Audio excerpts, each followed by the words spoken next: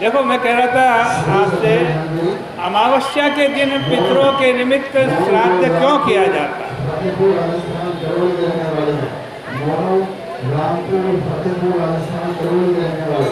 देखो, अमावस्या एक ऐसी तिथि है,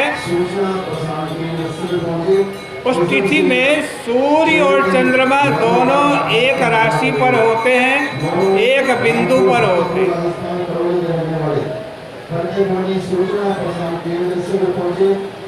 कन्या राशि के सूर्य हैं, आज कन्या राशि के ही चंद्रमा भी। और इस आश्विन महीने की अमावस्या का इतना महत्व क्यों है? पितृ विसर्जन क्यों? ये 15 दिन पितरों का पक्ष परिपूर्ण हो रहा है। दूसरी बात यह है, कन्या राशि जो है वो पृथ्वी के सबसे नजदीक की राशि है। अमावस्या की बात यह है, अमावस्या कब होती है? अमा सूर्येंदु संगम, जब सूर्य और चंद्रमा दोनों का संगम होता है, दोनों का मिलन होता है, दोनों एक राशि पर होते हैं, तब अमावस्या की तिथि है। पितृलोक कहाँ है? हमारे पितर कहाँ रहते हैं? पितृलोक शास्त्रों में कहाँ बतलाया है? तो कहा है शास्त्रों में, विधूर्ध्वलोके पितरो वसंती। विधु कहते हैं चंद्रमा, चंद्रमा के ऊपरी भाग में पितृलोक है, वहाँ पितर रहते हैं। अब जरा देखो कितना सुंदर संयोग है, सूर्य और चंद्रमा दोनों एक राशि में है, कन्या राशि में है। कन्या राशि पृथ्वी के सबसे नजदीक की राशि है। आप जो पितरों के निमित्त तर्पण करते हैं, जलदान करते हैं, अन्नदान करते हैं, श्राद्ध करते हैं, वो सूर्य भगवान अपनी किरणों से उठाते हैं। सूर्य की किरणों का नाम संस्कृत में है कर। कर हाथ को भी कहते हैं और कर किरण को भी कहते हैं। भगवान सूर्य नारायण आपका दिया गया जो श्राद्ध है, श्राद्ध में जो भी कुछ आप दे रहे हो, चाहे अन्न दान कर रहे हो, चाहे जल दान कर रहे हो, चाहे तर्पण कर रहे हो, चाहे धन का दान कर रहे हो, सूर्य नारायण या चंद्रमा नारायण अपनी किरणों से आपके उस दान का सूक्ष्म तत्व उठाते हैं और वहीं जो पितरों का लोक है, चंद्रमा के ऊपरी भाग में उन पितरों तक पहुंचा देते हैं।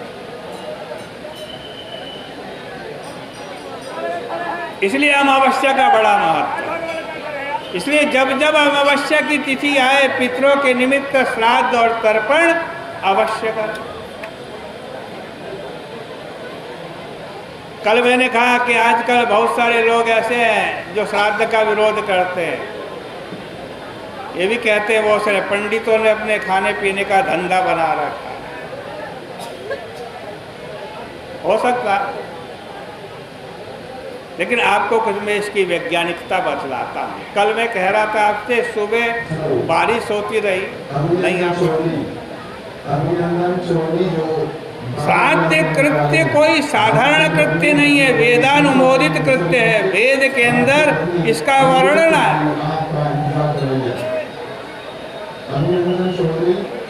श्राद्ध कृत्य में 3 शक्तियों का उपयोग होता है। किन पर? पितरों के ऊपर 3 शक्तियों का। एक है मन शक्ति, दूसरी है मंत्र शक्ति और तीसरी है द्रव्य शक्ति।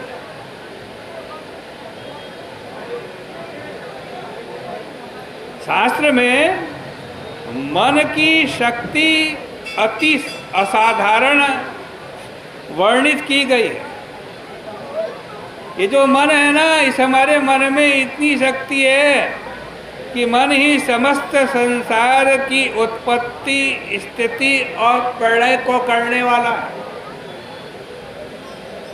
भागवत जी में लिखा है, आदौ मनस तदनुबंध विमोक्ष दृष्टि पश्चात प्रपंच रचना भुवनाभिधाना। आदि कारण मन है, उसी के ही कार्य तथा परिणाम रूप संसार बंधन, संसार विस्तार और संसार से मुक्ति लाभ है। उपनिषदों में भी मन की विशाल शक्ति का वर्णन किया गया है।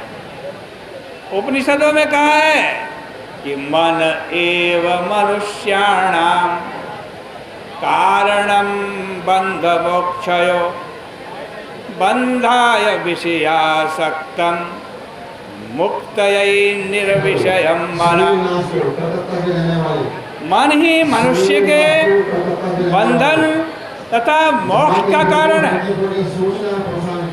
इसका मन संसार के विषयों में आसक्त हो गया, माया में फंस गया, वही उसका मन उसके बंधन का कारण हो जाता है। और यही मन यदि हमारा गोविंद के चरणों में लग गया, भगवान के चरणों में लग गया, यही मन आपके मोक्ष का कारण बन जाता है। मन के बल से भक्तगण भगवान तक के दर्शन कर लेते हैं। योगी मन के ही बल से दूसरे को वशीभूत तथा कठिन से कठिन रोगों में भी आराम करा देते हैं।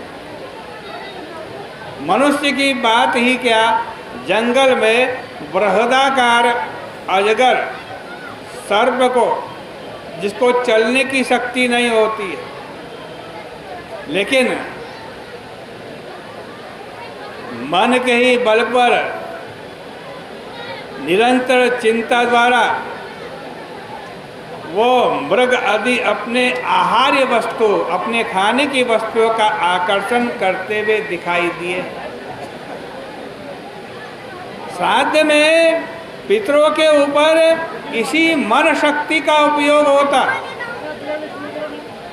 श्राद्धकर्ता को पहले, जो श्राद्ध करने वाला है, यदि ब्राह्मणों के पास जाएगा, पूछेगा मुझे श्राद्ध करना है, ब्राह्मण लोग कहेंगे भाई श्राद्ध के दिन है, इस समय जरा आज कुछ नियमों में रहना है, कुछ नियमों का पालन करता, नियम बता देते हो, संयम से रहना है, ब्रह्मचर्य का पालन करना है, स्पृश्यास्पृश्य, क्या छूना है क्या नहीं छूना इसका भी विचार करना है, सदाचार का पालन करना है, सत्य बोलना है, किसी को धोखा नहीं देना है, किसी को गाली नहीं देनी है, कड़वा नहीं बोलना है, व्यभिचार नहीं करना है। ये श्राद्ध करने वालों को नियम बतलाए जाते हैं। श्राद्ध करना है पितरों का, तो इन नियमों का पालन करो।